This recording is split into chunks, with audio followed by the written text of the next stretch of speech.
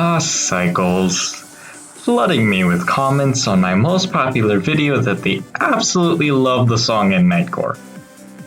Also, the introduction of the ball, which just keeps spinning and spinning and spinning and spinning. Wait a minute. How fast does the ball spin?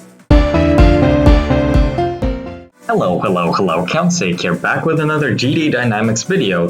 Today, we just have a simple question. How fast does the ball spin? Or in other words, what is the tangential velocity of the ball? Now, to understand this episode, you'll need to watch episode 4. And with that, let's get started. So first off, to understand rotation, we need to know the circle. This is because the motion of almost all rotations are in a circle. We've seen the beautiful constant pi, which is the circumference of a unit semicircle. And if you have 2 pi, which is also equal to tau, we have the circumference of a unit circle. And if a circle has a radius of r, then to get the circumference, we just need to multiply tau by r.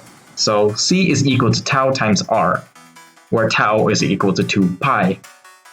Now that we know this, let me introduce you to angles. If we draw 2 lines from the center of a circle, the angle between these 2 lines, I'll call theta, creates a sort of line segment called an arc. However, what is the length of this arc? In order to do that, we need to talk about ratios. Let me teach this concept by using line lengths.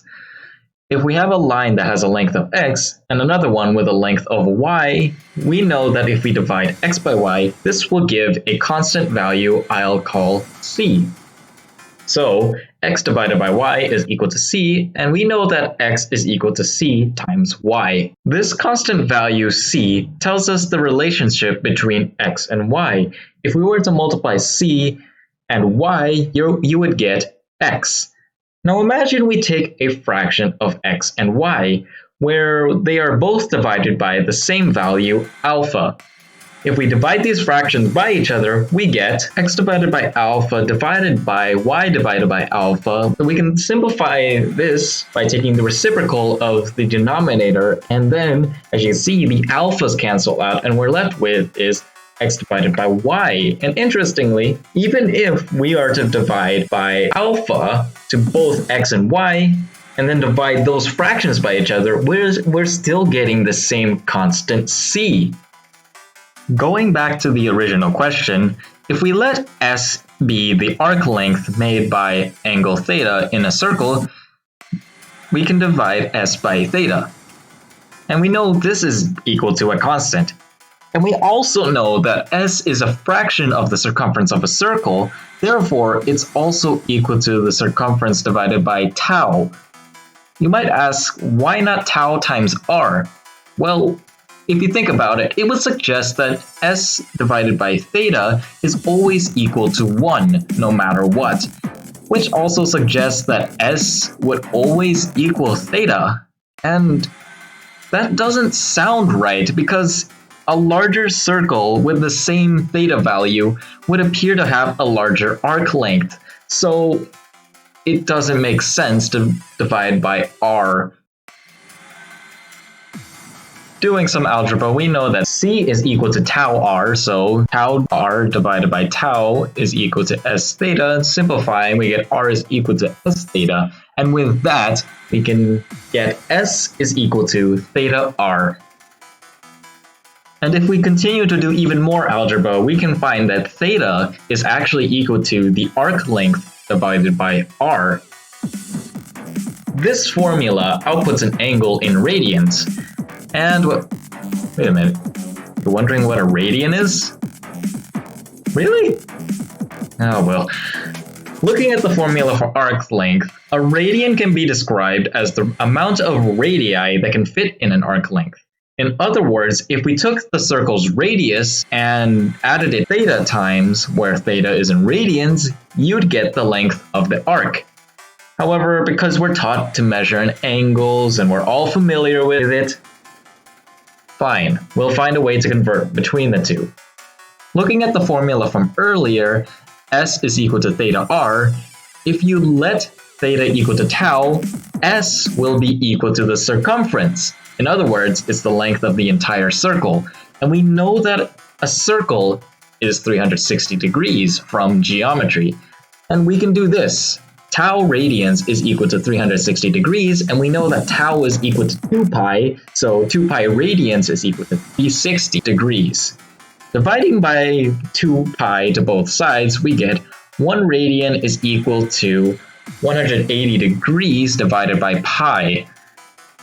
And with that, we are left with this simple ratio. If to convert degrees to radians, all you need to do is multiply by pi divided by 180 degrees. And then to convert to radians to degrees, you multiply by 180 degrees divided by pi. I would like to say that I'll be using radians throughout the rest of this video. And one final note about angles, if we rotate tau radians, we'd end up back where we started. So this is called a cycle or a revolution. In other words, 1 revolution is equal to tau radians. Next, we need a basic understanding of rotational motion.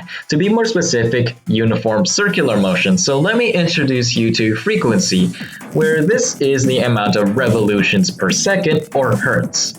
However, it is very difficult to measure arc length within a given time frame, especially when you have a very fast spinning object. So let's talk about period.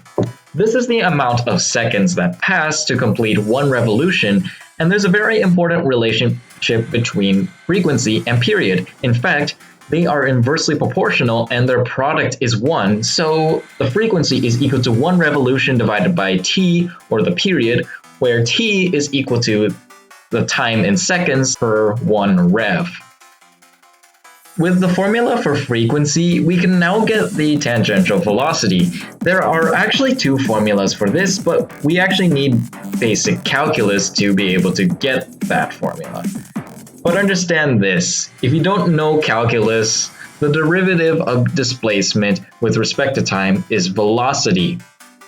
So using the arc length formula from earlier, we can take the derivative with respect to time and we get this. ds over dt is equal to d theta over dt times r, and we know that ds over dt is tangential velocity, and that is equal to d theta over dt times r. This is our first equation. The tangential velocity is equal to omega r, where omega is the angular velocity, and that is equal to d theta over dt. To get the second equation, we have to continue from where we left off. We multiply both sides by dt and then integrate. However, we now need to know what are our upper and lower bounds.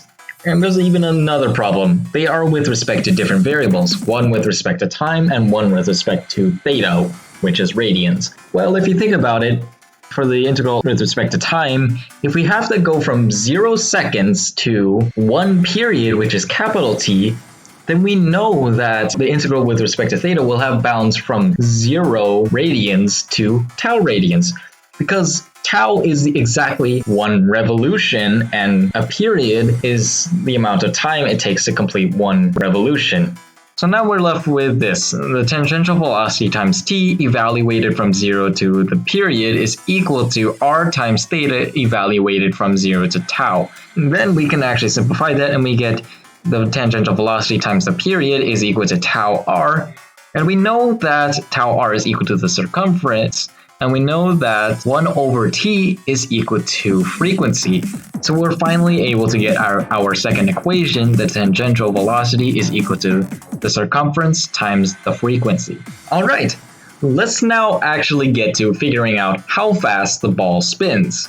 We first need to measure the radius of the ball, and that is simple. I will just refer to the game's files and find this image, gj_gamesheet 02-UHD.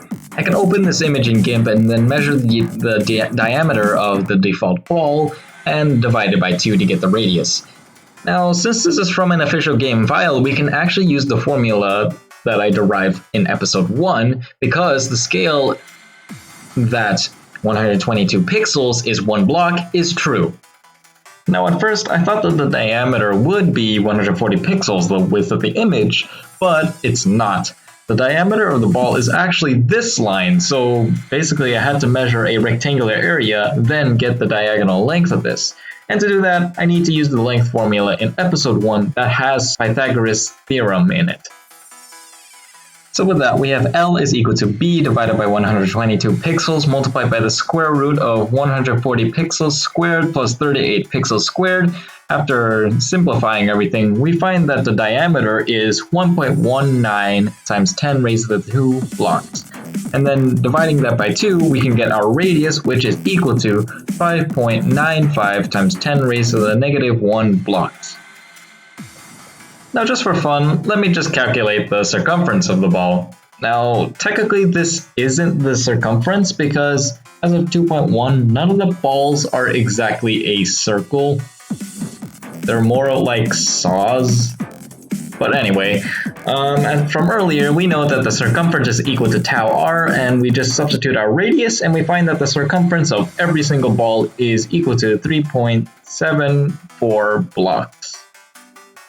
Now we just have to determine the angular velocity of the ball for all 5 different speeds, and well, I'm going to have to take out my handy dandy stopwatch from episode 4. I'm also going to be using a different icon in this because it's kind of difficult to determine whether or not my ball completes an entire revolution when everything looks exactly the same, so I need something to distinguish whether or not it actually has completed a revolution. So using my video editor, I added this line right on top of the ball so that it will be easy to determine when it completes an entire rip. The only thing is that we just need to get the difference in the time displayed on the watch, so yeah, simple math. Okay, now just for a bit of extra information, I'll calculate the frequency and we can do some algebra using the 2 tangential velocity equations to determine the relationship between angular velocity and frequency. We find that the frequency is equal to omega divided by tau. And with that, these are my findings. Just another table because it's easy to read. Yeah. There's one last concept I'd like to talk about before ending the video off, and that is slipping. There are 2 ways to determine if a rotating object is slipping. One way is to compare the tangential velocity and the horizontal velocity. If the horizontal velocity and the tangential velocity are not equal to each other, then the object will be considered slipping. This is because when you look at the tangential velocity where it is equal to the horizontal velocity, when it's perpendicular to the ground, the tangential and horizontal velocity cancel each other out. And that strangely tells us that at this point, the velocity is 0? Wait a second, what? Now, that definitely might not make sense, but I'll be able to prove it. Let me introduce you to cycloids. This is an equation that shows you the position of a point on a rotating circle that is not slipping. Using Desmos, I can show you the motion of a point.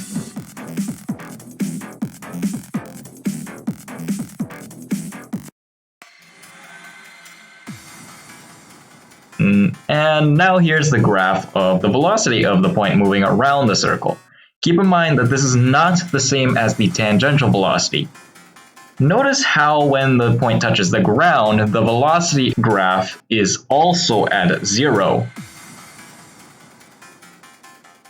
So that should prove that the velocity at the point perpendicular to the ground of the circle has a velocity of 0.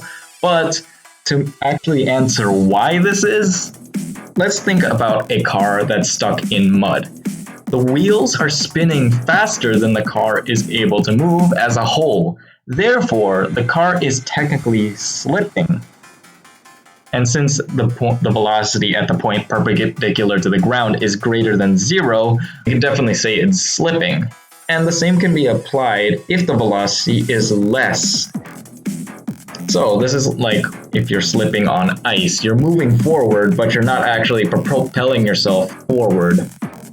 So looking back at the horizontal velocities next to the tangential velocities, we can definitely say that the ball is slipping and it's spinning slower, like as if it's on ice. Does the ground have little friction or something? Okay, now the second way to determine if a rotating object is slipping is to calculate the distance that the object moves after one revolution.